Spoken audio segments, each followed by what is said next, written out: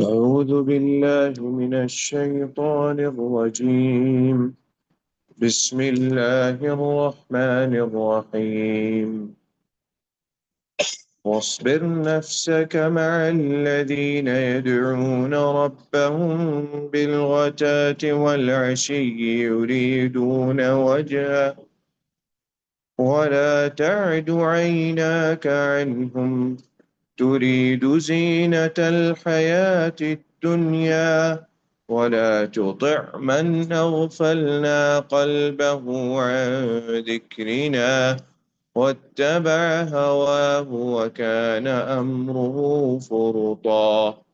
وقل الحق من ربكم فمن شاء فليؤمن ومن شاء فليكفر. إنا أعتدنا للظالمين نارا أحاط بهم سرادقها وإن يستغيثوا يغاثوا بماء كالمهل يشوي الوجوه بئس الشراب وساءت مرتفقا. إن الذين آمنوا وعملوا الصالحات إنا لا نضيع أحسن عملا إنا لا نضيع أجر من أحسن عملا.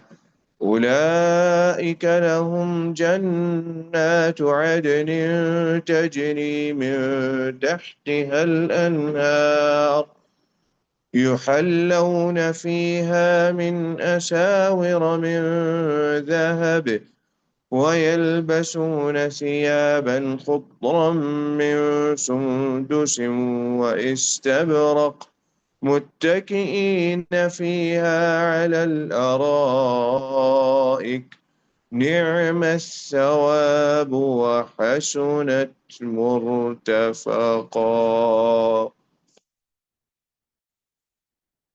الحمد لله رب العالمين والصلاة والسلام على أشرف الأنبياء والمرسلين نبينا محمد وعلى آله وصحبه أجمعين.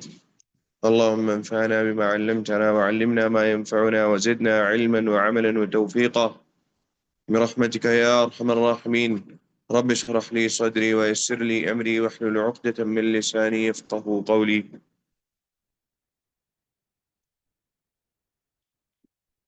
اللہ تعالیٰ ارشاد فرماتے ہیں وَاصْبِرْ نَفْسَكَ. نبی اکرم صلی اللہ علیہ وسلم سے خطاب ہو رہا ہے. اللہ تعالیٰ آپ صلی اللہ علیہ وسلم سے مخاطب ہیں. فرماتے ہیں اے اللہ کے نبی وَاصْبِرْ اور صبر کریے نفسک یعنی اپنے نفس کو صبر کے ساتھ رکھیں. کس لیے صبر کے ساتھ رکھیں اپنے نفس کو؟ اس کے بارے میں فرمایا مع الذین یدعون ربهم ان لوگوں کے ساتھ مع ساتھ الذین ان لوگوں کے یدعون ربهم یدعون جو پکارتے ہیں ربهم اپنے رب کو یعنی یدعون سے مراد یہاں پر یاد کرتے ہیں ذکر کرتے ہیں حمد و ثنا کرتے ہیں. کس کی؟ اپنے رب کی. بالغداة والعشی صبح اور شام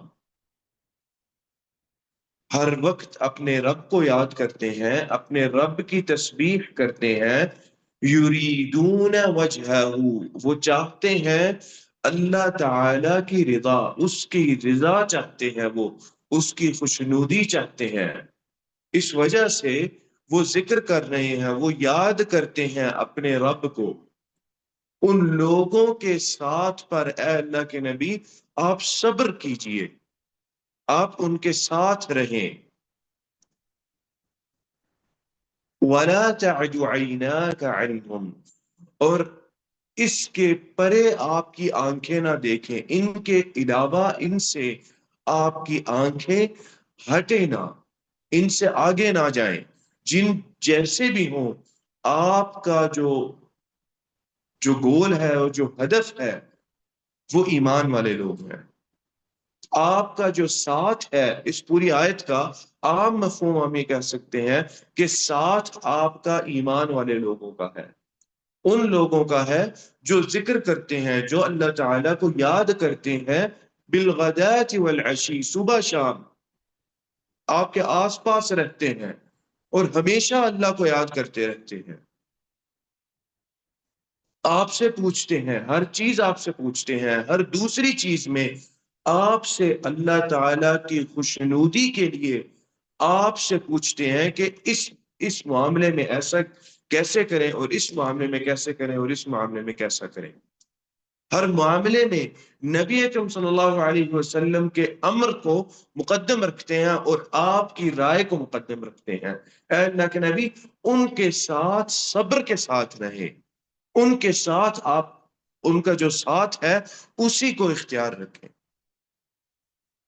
اب اس صبر کی تلقین جو اللہ تعالیٰ نے نبی اکرم صلی اللہ علیہ وسلم کو کی اس آیت کے اندر، اس کا ایک سبب ہے، اس کی ایک وجہ ہے، جس وجہ سے اللہ کے نبی صلی اللہ علیہ وسلم کو اللہ تعالیٰ یہاں پر صبر کی تلقین کر رہے ہیں، اور آگے یہ کہہ رہے ہیں کہ ان کے علاوہ آپ کی آنکھیں کسی اور کی طرف نہ جائیں۔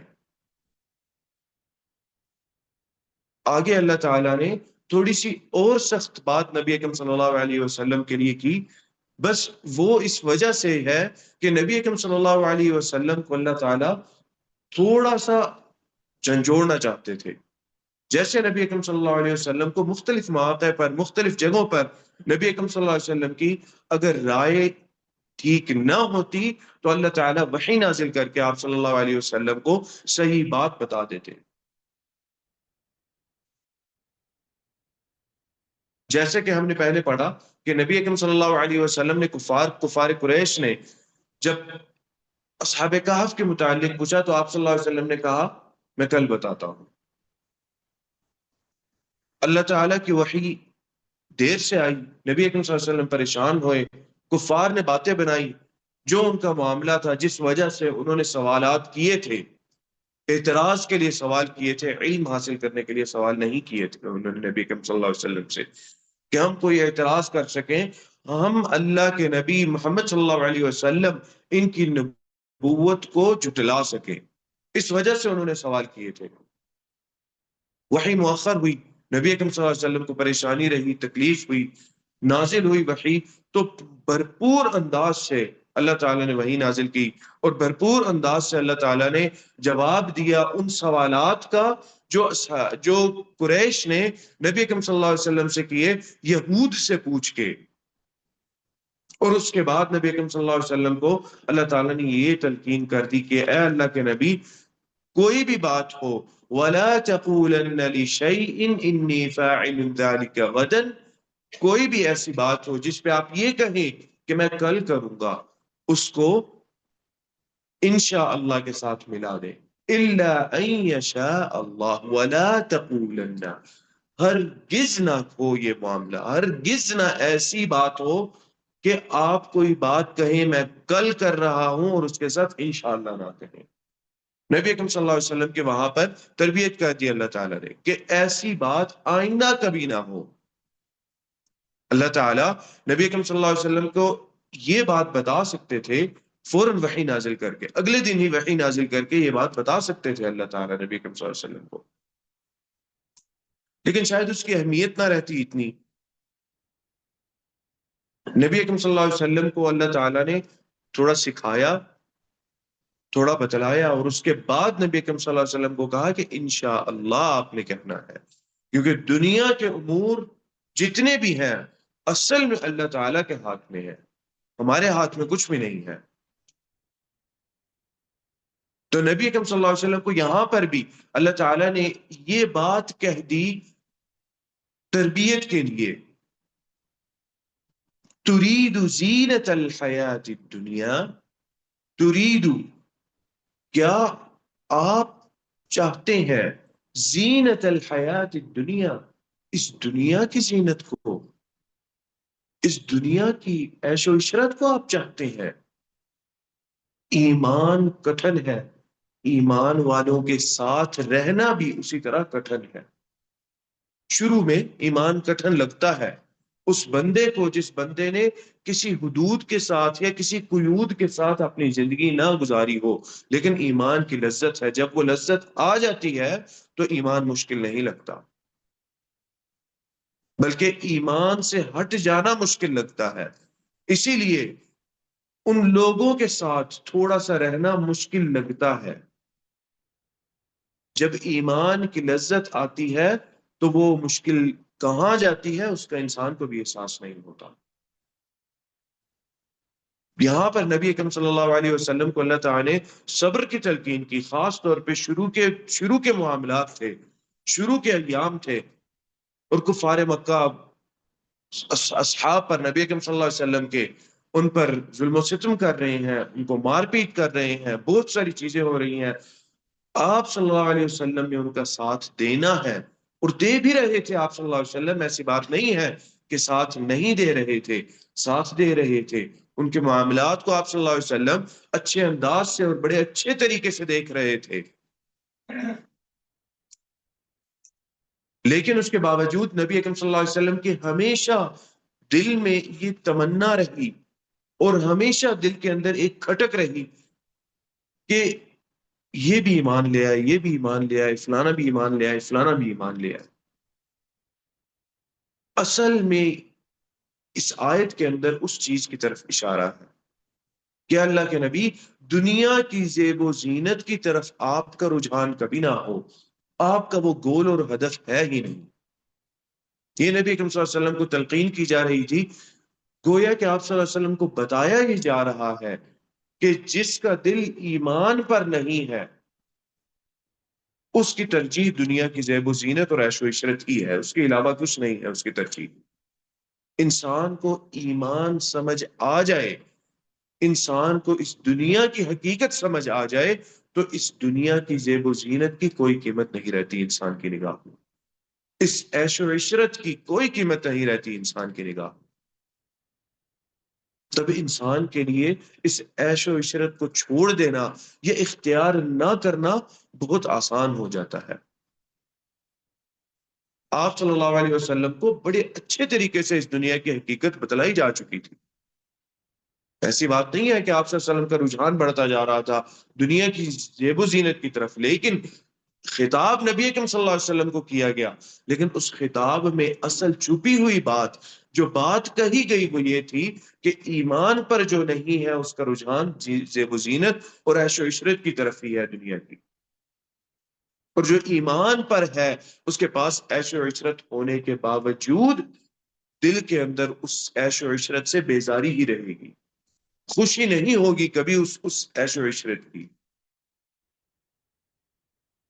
ایک بندہ اس نے اسلام قبول کیا، چند سال پہلے کی بات ہے، کافی امیر آدمی ہے۔ ایمان قبول کرنے کے بعد اس نے یہ اس بات کا اقرار کیا، میرے پاس دنیا کی ہر چیز ہے، لیکن جو خوشی ایمان لانے کے بعد مجھے مسجد میں داخل ہو کر دن میں 5 دفعہ نماز پڑھ کے ہوتی ہے، اور پریشانی کے وقت مجھے اس چیز کا علم رہتا ہے کہ میں نے کس کی طرف رجوع کرنا ہے، اس چیز کی وجہ سے جو خوشی میرے دل کے اندر آتی ہے، اس خوشی کو میں نے کبھی اس کا تجربہ نہیں ہوا تھا مجھے پوری اپنی زندگی کے اندر۔ میرے پاس بڑی سے بڑی چیز ہے، اور آج بڑی سے بڑی چیز میرے سامنے رکھتے ہیں جس کو میں خود حاصل بھی کر سکتا ہوں، میرے دل کے اندر کوئی خوشی نہیں رہتی۔ یہ ہے وہ کہ جب ایمان کی لذت دل میں داخل ہو جائے، دنیا کے عیش و عشرت انسان کی انگلیوں پر ہی کیوں نہ ہو، انسان کو اس کی خوشی نہیں بلکہ اس سے بیزاری رہتی ہے ہمیشہ، اور یہی نبی اکرم صلی اللہ علیہ وسلم کا معاملہ رہا۔ ما انا الا كراكب استظل تحت شجرة، میں اس دنیا میں ایک سوار کی طرح ہوں جو سفر پہ ہے اور وہ ایک درخت کے نیچے سستانے اور آرام کرنے کے لیے رکا ہے۔ یہ دنیا میرے لیے وہ چھاؤں ہے، وہ تھوڑا سی آرام گاہ ہے، میری آخری منزل نہیں ہے۔ ثم راح وتركها، اس مسافر جیسی میری مثال ہے جو اس چھاؤں میں بیٹھا تھوڑی دیر آرام کرنے کے لیے، ثم راح، پھر وہ چلا گیا، وَتَرَكَهَا، اس سے مفہوم پتہ یہ چلتا ہے کہ اس نے اس چھاؤں کی، جو اس جگہ کی محبت دل میں بالکل نہ رکھی۔ انسان کے دل میں کیا اس جگہ کی محبت ہوتی ہے؟ اگر انسان سفر کر رہا ہے، سفر میں آرام کرنے کے لیے کسی جگہ روکا ہے، کیا اس جگہ کی انسان کے دل میں کوئی محبت رہ جاتی ہے؟ میں رکا تھا، یہ نہیں کہ میں ہمیشہ کے لیے ادھر ہی رک جاؤں، میری محبت، میری چاہت آخری ہدف کے لیے ہوگی۔ نبی اکرم صلی اللہ علیہ وسلم کا بھی آخری یہ ہدف تھا۔ دنیا آتی نبی اکرم صلی اللہ علیہ وسلم کے پاس، مال و دولت آتا نبی اکرم صلی اللہ علیہ وسلم کے پاس، جو خمس تھا جہاد کے خمس میں سے نبی اکرم صلی اللہ علیہ وسلم کے پاس آتا، جو اللہ اور اس کے رسول کے لیے مخصوص تھا، جو سب سے پہلے مال غنیمت میں سے نکال لیا جاتا، مال غنیمت کو پانچ حصوں میں تقسیم کیا جاتا، ایک حصہ اللہ کے نبی صلی اللہ علیہ وسلم کو دے دیا جاتا، اس کے بعد باقی 4 حصے جو ہوتے ان کو مجاہدین کے اندر اور باقی لوگوں میں تقسیم کیا جاتا۔ آپ صلی اللہ علیہ وسلم کے پاس وہ آتی چیز نبی اکرم صلی اللہ علیہ وسلم، اور حلال تھا آپ صلی اللہ علیہ وسلم کے لیے اس کو کسی بھی طرح استعمال کرنا۔ اللہ نے حلال کیا تھا نبی اکرم صلی اللہ علیہ وسلم کے لیے، یہ ایک نعمت تھی نبی اکرم صلی اللہ علیہ وسلم، اور ایک اللہ تعالیٰ کی رحمت تھی نبی اکرم صلی اللہ علیہ وسلم پر اللہ کی طرف سے۔ لیکن جب بھی آتا نبی اکرم صلی اللہ علیہ وسلم کے پاس، آپ صلی اللہ علیہ وسلم نے اس کو آگے بڑھا دیا، آپ صلی اللہ علیہ وسلم نے اس کو آگے پہنچا دیا، دے دیا آپ صلی اللہ علیہ وسلم نے۔ آپ کو نیند نہ آتی اگر آپ صلی اللہ علیہ وسلم کے پاس مال و دولت باقی رہ جاتا، یہاں تک کہ آپ صلی اللہ علیہ وسلم اس سب کو صدقہ میں تقسیم کر دیتے، صدقات میں، اور لوگوں کو اور حاجت مندوں کی حاجات مکمل کرنے کے لیے دے نہ دیتے۔ آپ صلی اللہ علیہ وسلم کو نیند نہ آتی اچھی طرح، یعنی جب آپ صلی اللہ علیہ وسلم بالکل خالی ہاتھ ہوتے، آپ صلی اللہ علیہ وسلم کو سب سے پرسکون نیند اس وقت آتی۔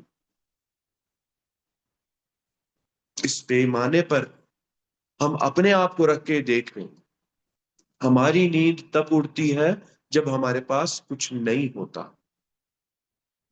اور تب آتی ہے جب ہمارے پاس بہت کچھ ہوتا ہے، تب گہری نیند ہمیں آتی ہے۔ صحابہ روتے جاتے ہوئے اس دنیا سے کہ ہم اللہ کے نبی سے وعدہ یہ کر گئے، حضرت سلیمان فارسی کے بارے میں آتا ہے، رونے لگے، انہوں نے کہا، لوگوں نے کہا اللہ کے صحابی ہیں آپ، اور اللہ جہاد کیا آپ نبی اکرم صلی اللہ علیہ وسلم کے ساتھ، اللہ کے نبی کے صحابی ہیں آپ، جہاد میں حصہ لیا، اور آپ صلی اللہ علیہ وسلم کی بشارتیں، آپ صلی اللہ علیہ وسلم نے کہا کہ سلیمان منا اہل البیت، سلیمان کا کوئی نہیں ہے۔ تو آپ صلی اللہ علیہ وسلم نے دل رکھنے کے لیے، صرف دل رکھنے کے لیے نہیں بلکہ حقیقتاً دکھا دیا کہ سلیمان ہمارے خاندان میں سے ہے، کوئی یہ نہ سمجھے کہ سلیمان کا خاندان نہیں، وہ اب میرے خاندان میں سے ہے، کسی نے کوئی بات کرنی ہے وہ میرے سے آگے پھر سلیمان کے متعلق بات کرے گا۔ کہتے ہیں جانے لگے تو رونے لگے، صحابہ نے، باقی جو صحابہ اور تابعین تھے انہوں نے یہ باتیں یاد دلائی، کہتے ہیں اللہ کے بندو مجھے اس وجہ سے رونا نہیں آ رہا کہ میں اس دنیا سے جا رہا ہوں، اور اس وجہ سے نہیں آ رہا، مجھے رونا صرف اس وجہ سے آ رہا ہے کہ اللہ کے نبی صلی اللہ علیہ وسلم نے ہمیں یہ کہا تھا کہ اس دنیا میں رہ کر دنیا نہ جمع کرنا ہمارے پیچھے، ہم نے تو دنیا جمع کر لی آپ کے پیچھے۔ اور صحابہ کرام کہتے ہیں یا تابعین کہتے ہیں، جاتے ہوئے جب ان کا مال دیکھا تو چند چاندی کے سکے تھے، بستر تھا، اور ایک ڈول تھا جس سے وضو کرتے تھے، اور ایک تلوار اور ڈھال تھی، اور ایک برتن تھا جس میں کھانا کھایا جاتا تھا۔ یہ کل ان کا مال تھا، اور وہ رو رہے تھے کہ میں نے دنیا جمع کر لی جاتے ہوئے۔ یہ کس وجہ سے تھا؟ یہ نبی اکرم صلی اللہ علیہ وسلم کو دیکھ کے گئے تھے، اللہ کے نبی کے پاس بھی آتا ہے، اللہ کے نبی دے دیتے ہیں، اور اس کی جو لذت، اس کی جو مٹھاس ہے، وہ مٹھاس ایک غیر مسلم اس کو دیتے ہوئے دیکھ لیں، ان کا ہدف ہی نہیں ہے اس دنیا میں، ان کو سمجھ نہیں آتی ہم نے آگے کرنا کیا ہے، تو چیریٹی صدقات کرتے ہیں، ان کے صدقات قابل قبول نہیں ہے یہاں تک کہ وہ ایمان لے آئیں۔ جب ایمان لے آئیں گے تو کیے ہوئے جتنے بھی صدقات ہیں اللہ تعالیٰ قبول کر دیں گے۔ اسلمت علی صلی اللہ علیہ وسلم کا بڑا آپ صلی اللہ علیہ وسلم کا مقصد بڑا ٹھیک اور اچھا تھا۔ ہدف آپ صلی اللہ علیہ وسلم کا یہ تھا کہ کفار اگر یہ سردار ایمان لے آتے ہیں تو پورا مکہ ایمان لے آئے گا۔ اور اسی طرح کی بات ہوئی نا جب فتح مکہ ہوا، سردار جو تھے جتنے بھی تھے، ابو سفیان ایمان لے کے آ گئے، صفوان جو تھے ایمان اور پھر عکرمہ بن ابی جہل بھاگ رہے تھے، واپس لے آئے، ان کی بہن ایمان لے کے آ گئے، اور اس طرح کے اور بھی لوگ تھے ایمان لے آئے۔ جب ایمان لے آئے تو تقریباً سارے مکہ والے ایمان لے آئے۔ تو یہ بات نبی اکرم صلی اللہ علیہ وسلم کے دل میں تھی کہ ایمان اگر یہ لے کے آتے ہیں تو باقی دوسرے بھی ایمان لے آئیں گے۔ اس چیز کو اللہ تعالیٰ نے کہا کہ اللہ کے نبی ترید زینت الحیات الدنیا، ان کو دعوت اور تبلیغ کرنا اس سے منع نہیں کر رہا کوئی، لیکن ان کو ہٹا دینا یہ سمجھ کے یہ چھوٹے ہے، دھتکار دینا، ان کو دور کر دینا، یہ گھٹیا عادت ہے، یہ گھٹیا حرکت ہے۔ اور ہم بھی اس چیز کو سیکھیں اور اس چیز پر عمل رکھیں کہ اگر کوئی ایسا شخص آئے جو اتنا مالدار نہیں ہے، اتنے پیسے والا نہیں ہے، ہم اس سے لا تعلقی کا اظہار نہ کریں کہ بھئی ان لوگوں کے سامنے اگر میں نے اس کے ساتھ تعلق کا اظہار کیا تو میرا جو کام ہے اس کو نقصان پہنچے گا۔ اگر نقصان پہنچنا ہے تو وہ اس کے نہ آنے سے بھی نقصان پہنچ جانا ہے، اگر نقصان نہیں پہنچنا تو اس بندے کو اس ساتھ بیٹھ جائیں، اس ایمان والے کے ساتھ، یا جس طرح کا بھی وہ آدمی ہے، کم مرتبے کا آدمی ہے، غریب آدمی ہے، اس کے ساتھ بیٹھ جائیں۔ اگر نقصان اللہ نے نہیں لکھا ہوا تو کوئی بندہ نقصان نہیں پہنچا سکتا، کوئی ذرہ نقصان نہیں پہنچا سکتا کسی چیز کے اندر، چاہے وہ مال کا نقصان ہے، چاہے وہ جان کا نقصان ہے، کسی طرح کا بھی نقصان ہے، جب اللہ نے نقصان نہیں رکھا تو اللہ نقصان نہیں پہنچائیں گے۔ اسی طرح اے اللہ کے نبی جب ایمان لکھا ہے تو ان غرباء کے ساتھ ہی آپ رہیے، ایمان لکھا ہے تو لے آئیں گے، نہیں لکھا تو آپ ان کو ہٹا دیں۔ جتنا عبداللہ بن مسعود ہے، سہیب رومی ہے، اور یہ سارے صحابہ کرام، یہ غریب صحابہ کرام، ابو ہریرہ خیر بعد میں ایمان لے کر آئے، لیکن مکہ کے غرباء جو تھے وہ یہی لوگ تھے۔ عمار بن یاسر ہے، یا تو یہ لوگ غلام تھے ان سرداروں کے، یا آزاد کردہ غلام تھے یہ سب۔ عبداللہ بن مسعود رضی اللہ تعالیٰ عنہ کے بارے میں آتا ہے، درخت پہ چڑھے، ہوا چلی، ان کی پنڈلی نظر آئی، صحابہ کرام ہنس دیے کہ یہ کس طرح کی کمزور پنڈلیاں ہیں۔ نبی اکرم صلی اللہ علیہ وسلم نے کہا اتتعجبون بساقیہ، کیا تم لوگوں کو تعجب ہوتا ہے اس کی پنڈلیوں کو دیکھ کر؟ واللہ انہما اثقل عند اللہ من جبل احد، اللہ کی قسم یہ دونوں پنڈلیاں اللہ کے نزدیک احد پہاڑ سے بھی زیادہ بھاری ہے۔ ایمان کی وجہ سے مال و دولت اصل کرائٹیریا نہیں ہے، اور یہی بات نبی اکرم صلی اللہ علیہ وسلم کو اللہ تعالیٰ سکھا رہے ہیں، اور یہی چیز نبی اکرم صلی اللہ علیہ وسلم نے اپنے صحابہ کرام کو سکھا دی۔ اور اسی لیے جب یہ چیز سکھا گئے نبی اکرم صلی اللہ علیہ وسلم اپنے صحابہ کرام کو، اسی لیے جب ایران سے بندہ آیا مدینہ اور آ کے اس نے لوگوں کو دیکھا اور حیران ہو گیا کہ یہ ہیں وہ لوگ، ایسے لوگ جن سے ساری دنیا ڈرتی ہے، جن کے نام سے دنیا لرز جاتی ہے، ان کا سپہ سالار کہاں پہ ہے، اس سے ملاقات کرنی ہے۔ حضرت عمر رضی اللہ تعالیٰ عنہ کو ڈھونڈتے پھر رہے ہیں، حضرت عمر ہی نہیں مل رہے، فلانے بندے کی طرف جا رہے ہیں، فلانے کی طرف جا رہے ہیں، فلانے کی طرف جا رہے ہیں۔ حضرت عمر ملے، حضرت عمر ایک درخت کے نیچے اینٹ کا سرہانہ رکھے سو رہے تھے، اپنے سر کے نیچے تکیا اینٹ بنایا ہوا تھا حضرت عمر نے۔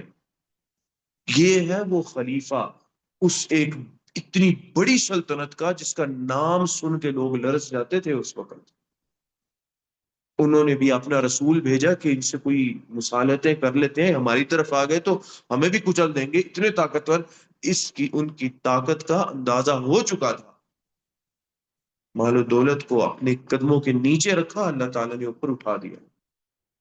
ایسی بات نہیں ہے اللہ تعالیٰ اوپر اٹھائیں گے تو مال و دولت نہیں دیں گے، اللہ تعالیٰ اس کے باوجود انسان کو مال و دولت دے دیتے ہیں، لیکن انسان کے دل میں اس کے پیچھے بھاگنے کی چاہت نہیں رہتی۔ بھاگنا اللہ کے پیچھے ہے اور دینا آپ کو اللہ تعالیٰ نے۔ نبی کے حضرت عمر رضی اللہ تعالیٰ عنہ کو دیکھ کے تعجب ہوا اس کو، اور یہ بات اس نے کہی کہ حکمت عدلت امنت فنمت، کہ آپ نے حکم کیا، آپ نے عدل کیا، آپ نے لوگوں کے درمیان انصاف رکھا، فنمت، آپ آرام سے سکون کے ساتھ سو گئے۔ اس نیند پر امراء اور ملوک تعجب کیا انہوں نے کہ یہ کیسا ملک ہے، یہ کیسا ان کا حاکم ہے، یہ کیسا خلیفہ ہے جو اتنے سکون کے ساتھ آرام سے سو رہا ہے، اس کے آس پاس کوئی گارڈ نہیں ہے، کوئی بندے، کوئی لوگ نہیں ہے جو اس کی حفاظت کر رہے ہوں، کوئی اس کا محل نہیں ہے جو اونچا سارا محل ہمیں نظر آئے۔ ہم تو محل دیکھ رہے تھے کہ محل کہاں پہ ہوگا، اس کے محل میں داخل ہوں گے، اس کا تو کوئی محل نہیں، یہ تو ویسے ہی سو رہا ہے۔ حضرت عمر معاویہ رضی اللہ تعالیٰ عنہ سے ملاقات کرنے گئے شام۔ معاویہ رضی اللہ تعالیٰ عنہ بڑے شاہانہ انداز سے رہتے تھے، پورا ملوک کا انداز، طرز اور طریقہ جس طرح ہویا کرتا تھا کہ جو ان کا لباس تھا، جو ان کا رہن سہن، اور جو ان کی سواری، اور جو ان کا مسکن، اور پھر حراس کھڑے ہیں اور ملاقات کرنے کے لیے ایسے نہیں آپ اندر جا سکتے، اس طرح حضرت معاویہ رضی اللہ تعالیٰ عنہ رہتے تھے۔ اس کی حضرت معاویہ نے، حضرت عمر نے حضرت معاویہ کو منع کیا کہ معاویہ مجھے شکایت ملی ہے، یہ کیا، یہ طریقہ اللہ کے نبی تو نہیں دکھا کے گئے۔ حضرت معاویہ رضی اللہ تعالیٰ عنہ کہتے ہیں اے امیر المؤمنین، ہم لوگ یہاں پہ کفار کے پاس رہتے ہیں، کفار ہمیں دیکھیں گے اس انداز سے، جس انداز سے ہم لوگ مدینہ میں رہتے ہیں، تو ہماری ان کے نزدیک کوئی قدر و قیمت نہیں ہوگی، ہمیں کمزور سمجھیں گے، اور آئے دن ہمیں تنگ کرتے رہیں گے، آئے دن ہمارے اوپر چڑھائیاں کرتے رہیں گے۔ ان پہ روب ڈالنے کے لیے بالکل ساتھ تھے رومی، بالکل ساتھ تھے۔ تو اس طرح کی قوت کہ اسلام بھی قوی ہے، طاقتور ہے، ان کے آنکھوں میں جس چیز کو وہ قوت سمجھتے تھے اس چیز کو انہوں نے اختیار کیا، لیکن اس چیز کو اپنے اوپر حاوی نہیں کیا۔ ایمان اور اسلام اور نبی اکرم صلی اللہ علیہ وسلم کی تعلیمات ان کو ویسے ہی رکھا جیسے تھیں۔ اسی لیے تو کامیاب خلافت کی حضرت معاویہ رضی اللہ تعالی عنہ نے۔ ایسے ہی حضرت معاویہ رضی اللہ تعالی عنہ نے 40 سال کی خلافت کی ہے، 40 سال کا حکم کیا، خلافت 20 سال کی تھی۔ حاکم 40 سال رہے، کسی بندے نے یہ نہیں کہا کہ اس کو تو آتی نہیں ہے، ہٹاؤ اس کو، نیا بندہ چاہیے۔ حضرت عمر کو بھی شکایت دی تو اس چیز کی کہ بھئی گارڈ کھڑے ہوتے ہیں اور اس طرح کی چیز ہے، اور اس طرح یہ نہیں کہا کہ بھئی اس کو تو آتا ہی نہیں، ہٹائیں ان کو، کوئی اور بندہ چاہیے۔ حضرت عمر آ گئے ملاقات کرنے، حضرت عمر آتے ہیں، حضرت عمر گزرنا تھا، وہاں پہ پانی اور کیچڑ تھا، حضرت عمر اپنے گھوڑے سے اترے، گھوڑے کی لگام لی، جوتا اتارا، اپنے پیچھے اوپر کیے، وہاں سے چل کے حضرت عمر رضی اللہ تعالیٰ عنہ جا رہے ہیں۔ لوگوں نے کہا پتہ نہیں کون بندہ آ گیا، کیوں؟ شام میں جس طرح کا ان کا حاکم تھا، شام کے لوگ بھی ویسے ہی تھے، اسی انداز سے زندگیاں گزار رہے تھے، اسی طریقے سے زندگی گزار رہے تھے، تاکہ ایک مسلمان معاشرے کا روب اور دبدبہ رہے، کوئی ایسے حقیر نہ سمجھے، اچھا اسلام یہ حقیر سی یہ ہے، ہمیں ایسی زندگیاں گزارنی پڑیں گی اسلام قبول کر کے۔ نبی اکرم صلی اللہ علیہ وسلم نے، صحابہ نے، خلفاء نے تواضع اختیار کیا۔ اگر تواضع اختیار کیا تو وہ ان کا اپنی ذات کی وجہ سے تھا، انہوں نے خود اختیار کیا اس چیز کو۔ اللہ نے اس طرح کی چیز کو حرام نہیں کہا، لیکن نبی اکرم صلی اللہ علیہ وسلم نے اس کو اولا نہیں سمجھا اپنے لیے کہ حساب دینے پڑیں گے، حساب و کتاب ہوگا، مال و دولت ہے، زکاتیں ادا کرنی ہے، اور اس دنیا میں چیزوں کے حساب رکھنے ہیں، اس حساب کا میں نے حساب دینا ہے، ان چیزوں کا حساب دینا ہے جن کی کوتاہیاں ہو گئی ہیں۔ یہ بہت ساری چیزیں ہیں، نبی اکرم صلی اللہ علیہ وسلم نے اپنے لیے تواضع اختیار کیا۔ حضرت باقی خلفاء نے، ابو بکر سے لے کے حضرت علی رضی اللہ تعالیٰ عنہ تک، سب نے وہی تواضع اختیار کیا۔ سب کی مالی حالت خلیفہ بننے سے پہلے بہتر تھی، خلیفہ بننے کے بعد بدتر ہو گئی۔ حضرت عمر آتے ہیں، لوگ دیکھتے ہیں، لوگوں نے کہا یہ دروازے پہ کون آدمی آیا؟ حضرت عمر جانے لگے، لوگوں نے روک لے، لوگوں کو پتہ ہی نہیں ہے یہ خلیفہ آ رہے ہیں۔ بھئی کون ہو؟ جاؤ خلیفہ معاویہ سے بولو کہ عمر بن خطاب آیا۔ حیران ہو گئے، کہتے ہیں ہاں جائیں جائیں، آپ اندر جائیں، آپ ہم تو خبر بھی پہنچانے کی ضرورت نہیں ہے ہمیں کہ عمر بن خطاب ہے۔ عمر بن خطاب نام محروف، خلیفۃ المؤمنین، امیر المؤمنین۔ لوگ حیران ہو گئے کہ یہ اس طرح کر کے آ رہے ہیں، کسی کو پتہ ہی نہیں چلا، کوئی آس پاس بندہ نہیں ہے، کوئی گارڈ، کوئی چیز نہیں ہے۔ اس اس شخصیت کے باوجود، یہ والی چیز اختیار، یہ تواضع اختیار کرنے کے باوجود عمر رضی اللہ تعالی عنہ کا روب اور دبدبہ اتنا تھا کہ حضرت عمر رضی اللہ تعالی عنہ نے اپنی عدالت میں ایک بندے کو بلایا، بندہ گھبراہٹ سے فوت ہو گیا۔ اس کو جب یہ بات پتہ چلی کہ عمر مجھے بلا رہے ہیں، لوگوں نے بتایا کہ جا عمر خلیفہ امیر المؤمنین بلا رہے ہیں، فوت ہو گیا وہ آدمی۔ شاید جرم کیا ہوگا، کوئی چیز کی ہوگی، لیکن ڈر گیا کہ یہ تو پکڑ لیا مجھے۔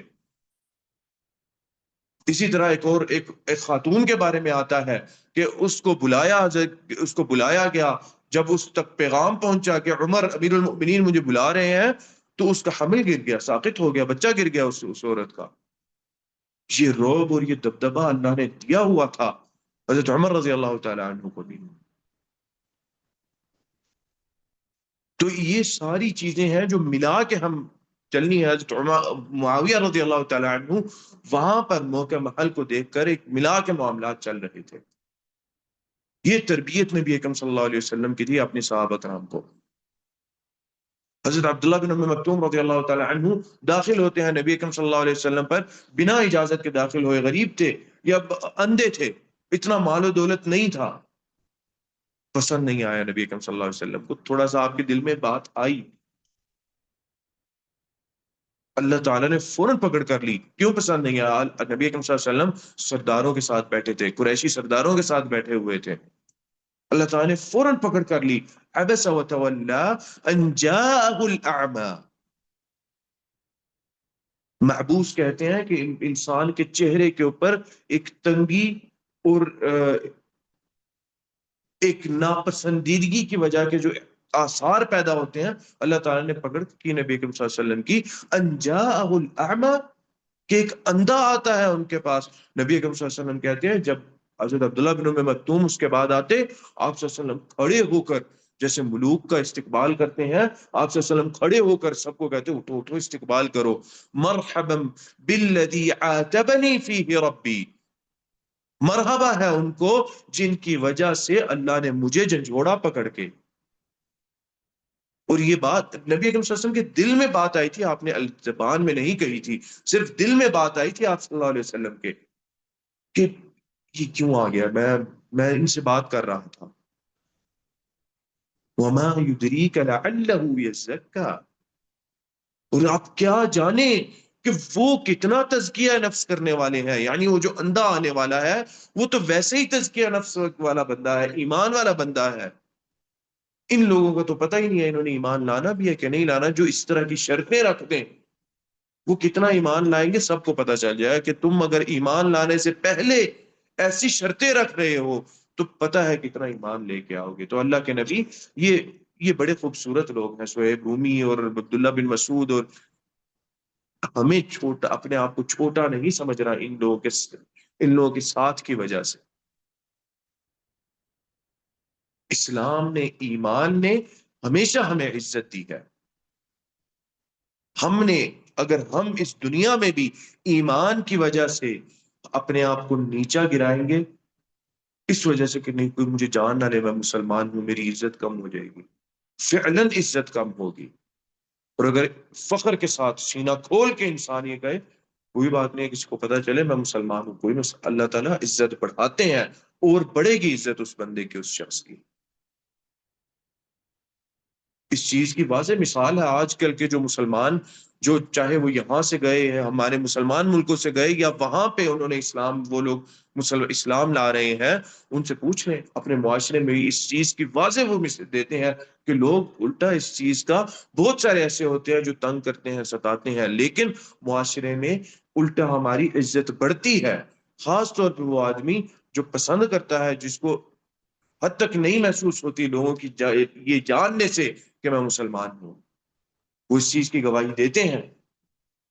تو یہ ساری چیز تھی جس کی وجہ سے اللہ تعالیٰ نے نبی اکرم صلی اللہ علیہ وسلم کو اس طرح مخاطب کیا اور یہ بات کہی اور فرمایا آگے وَلَا تُطِعْ، اور اللہ کے نبی لا تطع، نہ پیروی کریے، من اغفلنا قلبہ عن ذکرنا، جس کے دل کو ہم نے اپنے ذکر سے غافل کیا ہے، ان کی شروط کی پیروی کرنے کی کوئی ضرورت نہیں ہے۔ ایمان لانا ہے تو انہی لوگوں کے ساتھ میں بیٹھا ہوں، آ جاؤ سیکھ لو، ایمان لے آؤ۔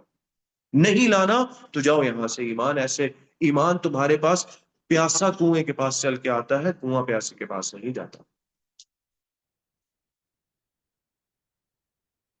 صحابہ کرام ایمان لائے اور انہوں نے، وہ بہت سارے سردار ایمان لائے، ایمان لا کے اسلام کی خوبصورتی کو دیکھا انہوں نے، اور اللہ تعالیٰ نے پھر عزتیں عطا کی ان کو، بہت عزتیں اللہ تعالیٰ نے عطا کی۔ تو اے اللہ کے نبی، اس بندے کی بات پہ کان بھی نہ دھریں جو یہ کہہ رہا ہے کہ ان غریبوں سے آپ ذرا دور ہو نا، ہم پھر آپ کی بات سنیں گے۔ یہ تو چھوٹے چھوٹے معاشرے کے نچلے لوگ ہیں، یہ تو غلام ہے اور فلانا ہے، اور یہ چھوٹے چھوٹے کام کرنے والے لوگ ہیں، ان سے ذرا دور ہونا، ہم تب آپ کی بات سنیں گے۔ یہ کیا فخر اور کیا تکبر ہے! کس چیز کا تکبر ہے؟ کون سے مال کا اور کون سی دولت کا تکبر ہے انسان کے اندر؟ اللہ تعالیٰ یہ سکھا رہے ہیں کہ مسلمان ہے، کوئی ضعیف ہے یا کوئی طاقتور ہے، کوئی غریب ہے مسلمان یا امیر ہے مسلمان، اے اللہ کے نبی سارے برابر ہے۔ اگر کوئی غربا آپ کے ارد گرد گھومتے رہتے ہیں، آپ سے مسائل پوچھتے رہتے ہیں، تو ان کو دور بالکل نہیں کرنا، ان کو بلکہ اولویت دیں آپ، تاکہ احساس ہو کہ اسلام کی وجہ سے ان کو ہمارے اوپر فوقیت دی جا رہی ہے۔ ہاں دی جائے گی، کیونکہ ان کے اندر ایمان ہے، ان کے اندر تزکیہ نفس ہے، ان کے اندر اللہ تعالیٰ کا ڈر ہے، تقوی ہے، وہ اللہ تعالیٰ کے لیے یہ بات کر رہے ہیں، یہ پوچھ رہے ہیں اللہ تعالیٰ کے لیے۔ وَاتَّبَعَ هَوَاهُ، اور اس نے اپنی ہوائے نفس کی پیروی کی، اس کی بات نہیں مانی اللہ کے نبی، جس کے دل کو ہم نے غافل کر دیا اپنے ذکر سے، اپنی توحید سے، اور اس نے اپنے نفس کی پیروی کی، ہوائے نفس کی پیروی پر ہے وہ۔ وَكَانَ أَمْرُهُ فُرُطًا، اور اس کا یہ معاملہ اس دنیا کے اندر حد سے بڑھ چکا ہے، تمام حدیں گزار چکے ہیں وہ، تمام حدود کو وہ توڑ چکے ہیں، ان کی بات ماننے کی کوئی ضرورت نہیں ہے۔ ایمان لانا ہے میرے پاس آ جاؤ۔ جو ایمان لانے والے تھے، سردار آیا ایک قبیلے کا نبی اکرم صلی اللہ علیہ وسلم کے پاس، بڑی سخت بات کی اس نے، بدو تھا، گاؤں سے آیا، سخت بات کی نبی اکرم صلی اللہ علیہ وسلم، اس نے کہا کہ این ابن عبد المطلب، اب ابن عبد المطلب کہاں پہ ہے؟ اس نے یہ بھی نہیں کہا کہ ابن عبداللہ ابن عبد المطلب کہاں پہ ہے، اس نے کہا ابن عبد المطلب کہاں پہ ہے؟ لوگوں نے بتایا کہ وہ فلانے، دیکھیں وہ ہے، جا کے بولتا ہے انت ابن عبد المطلب۔ آپ نے کہا جی ہاں بتائیے کیا بات کرنی ہے؟ انی سائلک ومشدد علیک فی المسئلہ، اے اللہ کے اے محمد، میں سوال پوچھنے والا ہوں، صلی اللہ علیہ وسلم، میں سوال پوچھنے والا ہوں، ومشدد علیک فی المسئلہ، سخت چیزیں پوچھوں گا، سخت الفاظ اختیار کروں گا۔ آپ نے کہا پوچھو، کوئی بات نہیں ہے۔ پوچھنے لگ گیا، نبی اکرم صلی اللہ علیہ وسلم سے سوالات کیے، آخر میں کیا کہتا ہے؟ آخر میں کہتا ہے میں فلانے فلانے قبیلے کا سردار ہوں، مجھے کچھ چیزیں بتا دیں، میں ایمان لے آیا تو سارا قبیلہ ایمان لے آئے گا۔ کہتے ہیں ایسے ہی ہوا، وہ ایمان لے کے آیا، اس کے پیچھے سارا قبیلہ اس کا ایمان لے کے آیا۔ ثمامہ بن اسال رضی اللہ تعالی عنہ سردار تھے نجد کے، یہاں پہ قبیلے کے سردار تھے، جھڑپیں ہوئی، صحابہ کرام پکڑے گئے اور لے کے چلے گئے۔ صحابہ کرام ایمان نہیں لاتے تھے، کہتے تھے کہ مجھے اس ایمان لانے سے پہلے سب وہ چہرہ جو سب سے جس سے زیادہ نفرت تھی، نعوذ باللہ نبی اکرم صلی اللہ علیہ وسلم کا چہرہ تھا، اور ایمان لانے کے بعد سب سے محبوب چہرہ میرے لیے نبی اکرم صلی اللہ علیہ وسلم کا چہرہ ہے۔ آپ صلی اللہ علیہ وسلم نے ستون کے ساتھ باندھے رکھا، ایک دن، دو دن، تین دن، سمامہ ایمان لے آؤ، سمامہ ایمان لے آؤ، عقل مند کو، سردار کو ایمان لے آؤ، آخر میں چھوڑ دیا، چلے گئے، جا کے واپس آ گئے۔ اللہ کے نبی ایمان لاتا ہوں، سمامہ ایمان لانا تھا تو پہلے کیوں نہیں لے کے آئے؟ اللہ کے نبی تاکہ لوگ یہ بات نہ کہیں سمامہ تو قید کی ڈر سے ایمان لے کے آیا ہے، میں کھلے دل سے، میں اپنی چاہت سے ایمان لے کے آیا ہوں، میرے پر یہ دبا نہ لگ جائے سمامہ تو ڈر کے ایمان لایا، میں کسی ڈر سے ایمان نہیں لایا۔ ایمان لے کر آئے، پیچھے گئے، سارا قبیلہ ایمان لے کے آ گیا، ایسا بہترین۔ کہتے ہیں اللہ کے نبی ساری گندم میری طرف سے آتی ہے، میں مکہ والوں کی گندم روک رہا ہوں، جتنی بائیکاٹ کر رہا ہوں، یہ جتنا فائدہ جاتا ہے میں روک رہا ہوں۔ وہ لوگ گھٹنے پہ آ گئے، انہوں نے کہا میں ایمان لاؤ یا میں گندم جانے دوں گا، ایمان نہیں لاتے میں روک رہا ہوں، گندم یہاں سے روک دی، گندم جانا روک دی۔ نبی اکرم صلی اللہ علیہ وسلم دیکھیے سبحان اللہ، آپ صلی اللہ علیہ وسلم نے جا کے حضرت سمامہ سے کہا کہ سمامہ کوئی بات نہیں ہے، جانے دو، کھول دو۔ لوگوں نے جا کے شکایت کی کہ دیکھیں سمامہ اس نے تو ہماری گندم روک دی ہے، ہمارا کھانا پینا رک جائے گا سارا معاملہ۔ انسان کے دل میں ایک طاقت آتی ہے ایمان لانے کے بعد، اور اس لیے آپ صلی اللہ علیہ وسلم نے کہا، آپ صلی اللہ علیہ وسلم کو یہ نصیحت ہو رہی ہے کہ ان لوگوں کی بات نہ مانے، جو ایمان لانے والے لوگ ہیں نا، جو بھی وہ ہے، ایمان لانا ہے کسی بھی طرح، وہ ایمان ضرور لے کے آ جائے گا۔ جو اس طرح کی شرطیں رکھ رہے ہیں، جو بھی ہو جائے، نہیں لانا تو ایمان نہیں لے کے آئیں گے، اور ایسی شرطیں رکھنے والا شاید ایمان لائے بھی نہ، سارا سننے کے بعد بولے اچھا نہیں نہیں تم تو یہ ہو، تم تو وہ، میں سوچتا ہوں، میں بعد میں، نہیں مجھے پسند نہیں آیا، ہمیں یہ کرنا پڑے گا، یہ کرنا پڑے گا، یہ سارے نہیں مجھے نہیں پسند آیا۔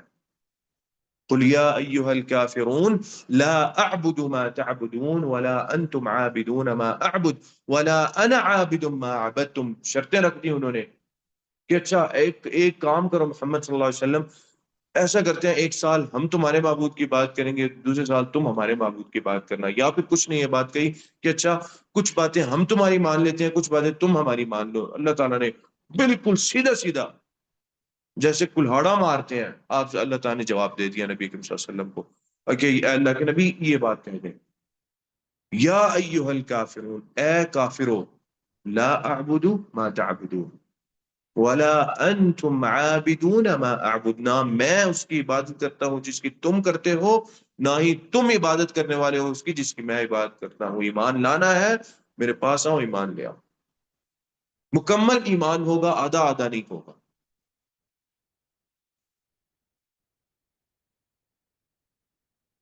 آگے اللہ تعالیٰ فرماتے ہیں وَقُلِ الْحَقُّ مِن رَبِّكُمْ، وَقُلْ، اور کہہ دیجئے، الحق حق ہے، من ربکم آپ کے رب کی طرف سے، فمن شاء، دیکھیں سیدھی سیدھی بات ہے، سخت بات کر دی، کہہ دیجئے اللہ کے نبی صلی اللہ علیہ وسلم یہ حق کی بات ہے، من ربکم تمہارے رب کی طرف سے، ایمان ہے نہیں ہے، رب وہ بھی تمہارا ہی ہے، ہمارا ایمان ہے، ہمارا بھی رب وہ ہے، تمہارا اس رب پہ ایمان نہیں ہے، اس کے باوجود من ربکم تمہارے رب کی طرف سے، فمن شاء جو چاہتا ہے، فلیؤمن تو وہ ایمان لے آئے، ومن شاء اور جو چاہتا ہے، فلیکفر تو وہ کفر لے آئے۔ اللہ تعالیٰ کو کسی چیز کی پرواہ نہیں ہے، اللہ تعالیٰ کو کوئی فرق نہیں پڑنے والا کسی سے، فرق ہمیں پڑنے والا ہے۔ ایمان لے کے آئیں گے، جنتیں ملیں گی، کفر ہوگا تو جہنمیں ہوں گی، ایسی جہنم ہوگی جس کے قریب جاتے ہی جسم جھلس جائے گا،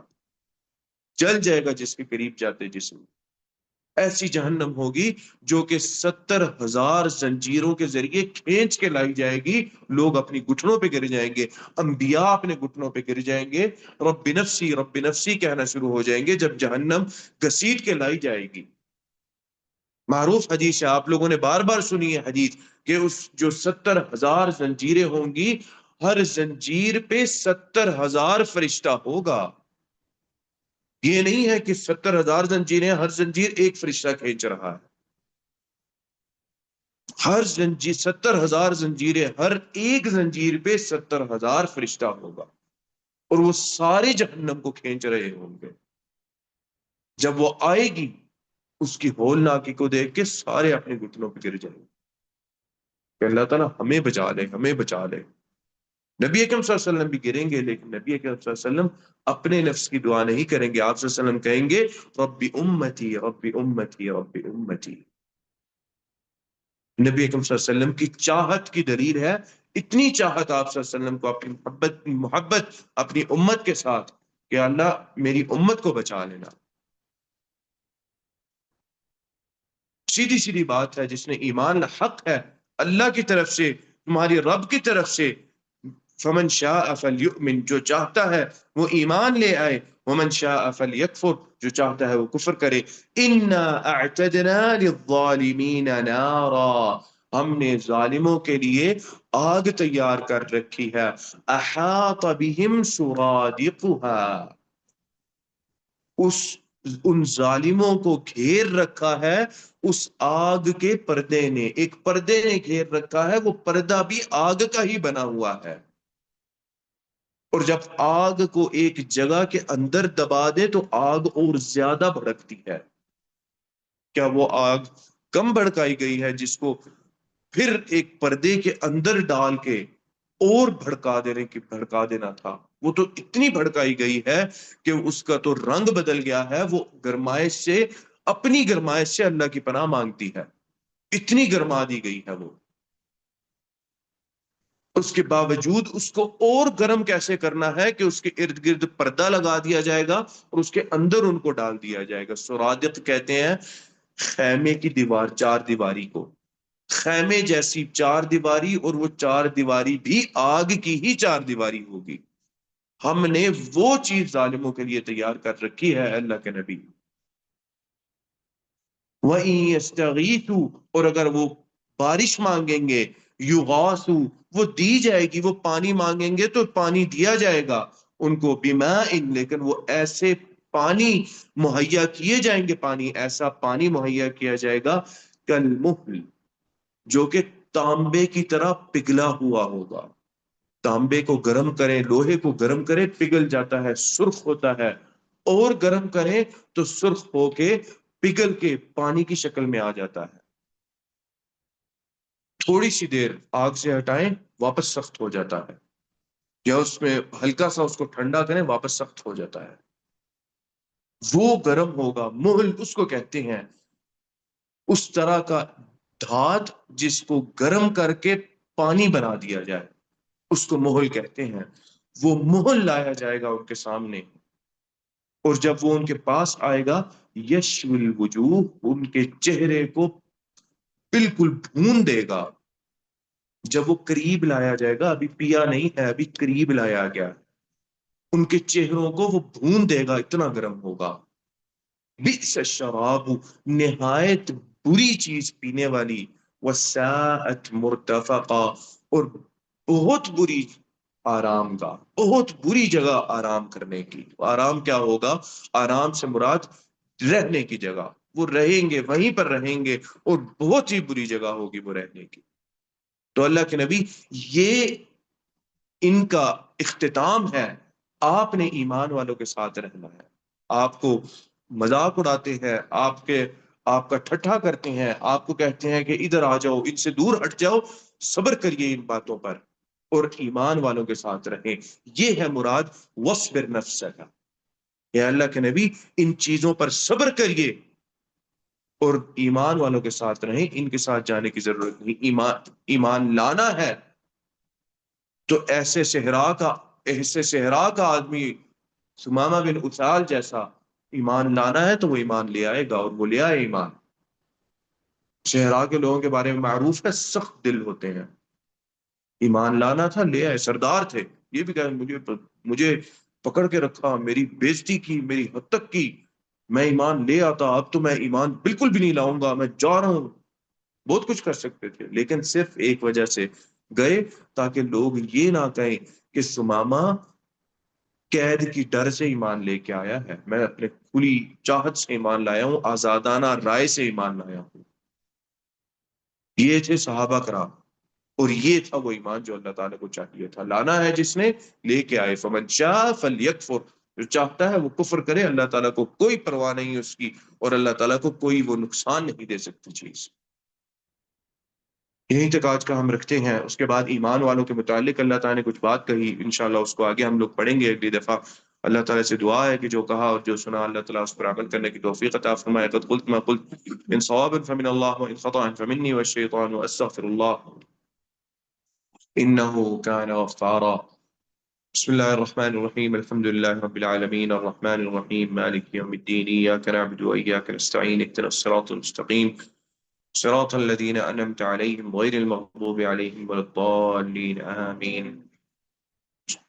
2 روز پہلے ہمارے چچا وفات پا گئے ہیں. ان کا ایکسیڈنٹ ہوا تھا، اور عید کے چوتھے دن تقریباً ان کا ایکسیڈنٹ ہوا تھا، اور اس کے بعد 2-3 دن وہ کومے میں رہے، اور اس کے بعد وفات پا گئے ہیں. سب سے چھوٹے بھائی ہیں والد صاحب کے. والد صاحب پاکستانی ہیں، تو پاس تھے ان کے. بہت تکلیف دہ معاملہ تھا، وفات پا گئے ہیں. کل پرسوں ان کی وفات ہوئی ہے.